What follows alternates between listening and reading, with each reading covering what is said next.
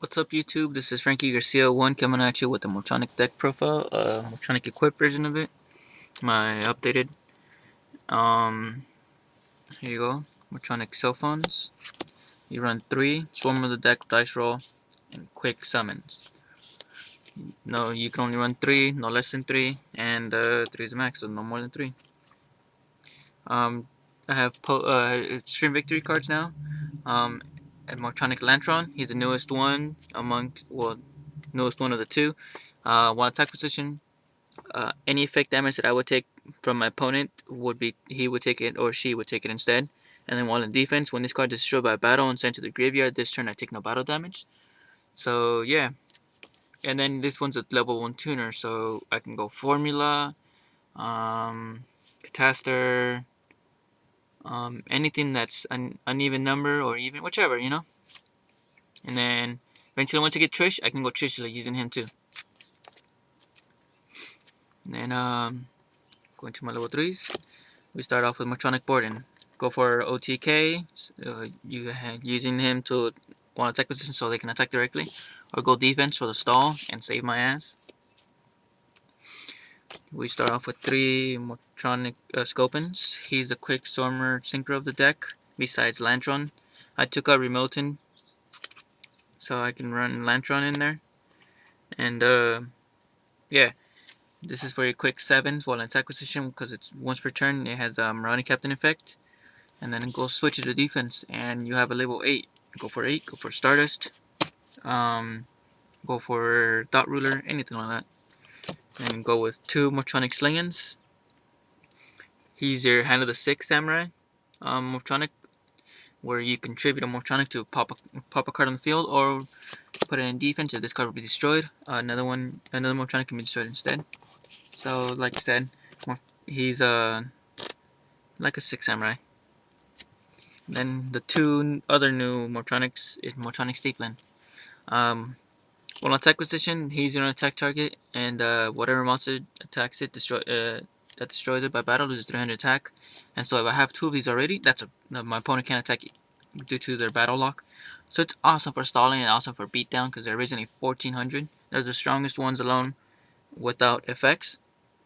And then while in defense, this card is awesome because this card cannot be destroyed by battle while in defense. And then after attacked, this switches to attack, and I choose one monster my opponent controls, and it switches to defense. So if I have one of these face down, they attack it, switch, and then they need another monster to get past it. So if they only have one monster, what a waste.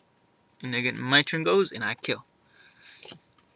Go 3 Morphtronic Boomboxins. It's pretty standard, every Morphtronic deck needs at least 2 Morphtronic Boomboxins due to they get boosted up and can attack twice in the same turn. So yeah, and then while in defense I can get an attack, so it's good to save my butt when I need to be defensive and then save up for the big OTKs. My bad. Go for 3 Morphtronic Radions. While attack position they get the 800 boost, and then while in defense they get 1000 defense boost, so I can boost up the attacks or boost up the defenses, depends how I want to go. If I'm being aggro, go attack. If I'm defensive, go defense, and eventually just hurt them and then go for game. Pretty standard. Go for the Book of Moon, the 2 Mysticals, the 1 Dark Hole, Giant Trunade, and the Monster Reborn. I know I'm going through the staples really fast because there's no need to explain them. And then Junk Box. Junk Box is a Monster Reborn for the turn. Select and special summon 1 level 4 lower Morphtronic from my graveyard and destroy at the end of the turn. I originally, once I got my 3rd one, I went for 3, but right now I'm going for 2 due to sometimes you don't have a Morphtronic in your grave when you have a Junk Box. You're like pretty much owning the field and you don't have any need for it. Even, it's a waste of a card even setting it down and bluffing your opponent you have a trap. So 2 is pretty consistent. Then since you control the field, United We Stands. I know running 3 sounds good, but 2 is pretty consistent, honestly, and I don't want to have a dead draw with one too many equips. I run 5, so here's 2, and then 1, 2, 3 double tool CNDs. That makes it 5 right there, and I use this when I go power tool or boomboxing, whatever, I can equip it to level 4 Morphtronic or Power Tool Dragon. My turn, I get 1000 boost and my attack target's effect is negated. So that screws over Raiko's, that one jar monster, I forgot the name. The one flip and makes you draw empty jar. But yeah, it screws them up, Raiko's. Marshmallow, Reese, the something ice barrier, or any attack that they boost up. Oh, it even stops Grand Mole or Karibo or anything like that. While in defense, my attack targets, if my opponent can only attack the monster equipped with this, and then whatever monster destroys it, destroyed by battle. And then so if I have this and a monster with this, and another monster with this and this, they can't attack unless they destroy this first. Or have two of these and my opponent can attack either or. Pretty bomb. And then for the trap lineup, you know, 2 usual bottomless where everybody runs, and I only run bottomless due to I do not have a Sonic Warning. Torrential. And then Morphtronic Binds. These save me games.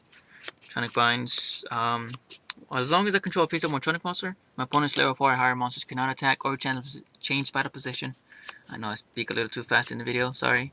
I use this due to sometimes I need my monsters alive. Say I have Self-On or a Bone Boxing or something, I need them alive so I can win. And usually if you notice, when your opponent goes big, they always go level 4 or higher.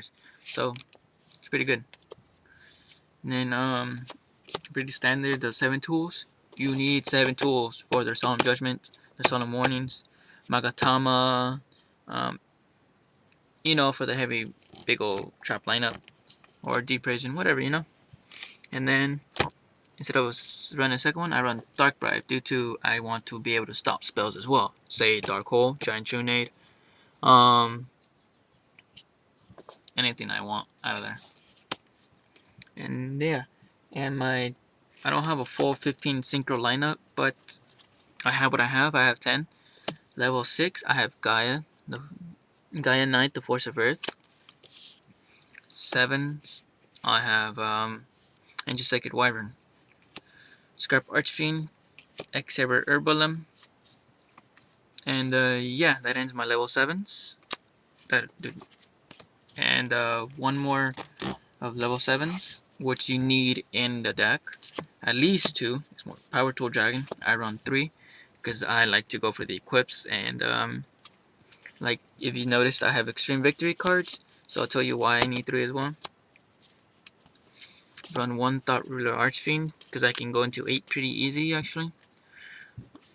1 Stardust, negate, and he negates 2 by paying, but he also gains me life points, so of course you want to run a Thought Ruler Archfiend and the Stardust. And my last card, which I need a second one of, is the newest Morphtronic Support Synchro, and also the newest Signer Dragon, Livestream Dragon. Pretty beasty. It requires a Power Tool Dragon and a level 1 tuner.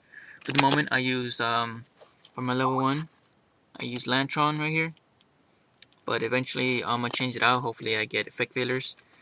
That'll work. But Lantron I have synchro into this monster, and it has been hard to kill. It's pretty bomb. When it's a synchro summon, I can make my life points become 4,000 whether I'm at higher or lower. So in case I ever want to side Megamorph and my life points are lower, if my life points are 8,000, I can go lower than my opponent and then go attack and go for the kill. If this card will be destroyed by, say, battle or by card effect, doesn't matter either or. It has the same Power Tool Dragon effect where I can remove a equip from it instead, but his effect, it removes equips cards from my graveyard instead, so I don't have to worry about Giant Trunade, Mystic, or anything like that destroying my equips behind it. It's all in the grave. And so yeah, thank you, and I hope you like it.